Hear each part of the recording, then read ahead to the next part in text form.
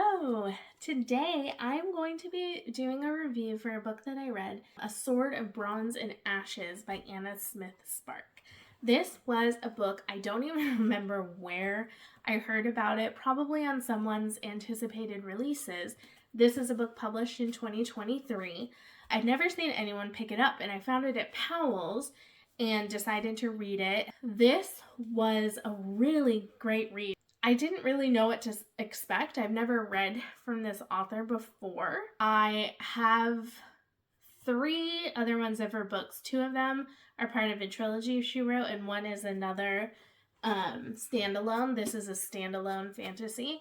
And this is a fantasy horror. I didn't know a lot about this going into it. Even reading the back, it's a little vague about what it's about.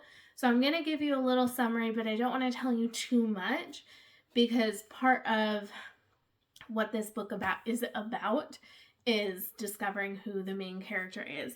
So we have Conda. She's the woman, and she has 3 daughters.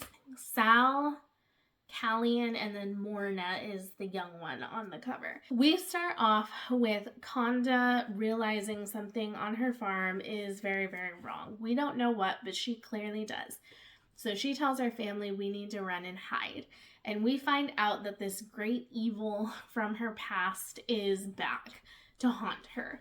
And I'm not going to tell you much about Conda, but we start to figure out things about her and about her past and where she comes from and why this evil is coming to get her. We follow them as they are on the run and trying to figure out how to deal with this evil that has come back for Conda. We learn a lot about Conda as a mother and how she feels about how her daughters react to this threat, because one of them, Callian especially, really takes after her, and she doesn't like that because she's somewhat ashamed of the fighting that she's done in the past. She is a warrior in her past, and she doesn't want her daughters to necessarily follow in her footsteps. She wants life to be easier for them than it was for her, and she sees that fighting spirit in Callan, her middle daughter,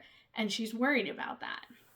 So we see a lot of her reactions to her daughters and what she wants for them and wishes for them, and what they won't get to have because of who she is. The writing in this book is beautiful. It's very poetic. Anna Smith Spark is a master of the English language. She's putting together sentences in ways I wouldn't even know how to do, but it's beautiful and dark. This is a very dark book, but it is written with such care. I have been reading a lot of books where, to show that it is a dark and horrible world, there's a lot of assault thrown at women characters just to be like, see how bad it is. And this book doesn't do that. It shows the horridness of things, but it does it through different lenses, because that is not the only thing that can cause harm and pain and danger in the world. And so I appreciated that. It also follows an older character, which we don't see a lot in fantasy, who is coming to terms with aging. And I really appreciated that. One thing that I think held it back a little bit was that the narration holds you back from the characters a little bit. There's a little bit of like a almost folklore aspect to this book, and it kind of puts you a little bit at a distance from the characters for sometimes. But then I think the author does a really great job of bringing you back in to the reality of the situation, bringing you back in from these mythical story parts back to like, but this is a mom with her children trying to save them. I really liked that at least we got a balance of that, because if we didn't have that, we would feel extremely distanced from Conda. And I think that the way the character balances, Conda could feel both mythical and real at the same time, which was really good. And I think really important for the story overall. So yeah, I really enjoyed this book. I think that if you like T. Kingfisher, but want something dark, something more like the Twisted Ones by her, and want something that leans more horror and dark, I think you might like this.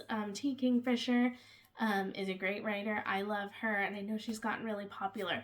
This does not have quite the humor that T. Kingfisher has, but it does have the older female characters and depth of character with the female characters, and exploring aspects of femininity and motherhood that maybe other authors don't as much. So if you like T. Kingfisher, I think maybe give this a try. If you like grimdark books, please try this one out. If you like folk horror or fairy tale, like dark fairy tale retellings, check this book out. I think Anna Smith Spark is going to be a name to watch in the fantasy world, and I know I'm going to be picking up some of her books very soon. Please tell me about more fantasy horrors, because I think that's a genre that I could really be into. I've been getting more into horror, but fantasy horror is not one I know a lot about. So if you know of any fantasy horror, please let me know down in the comments below. I will see you next time.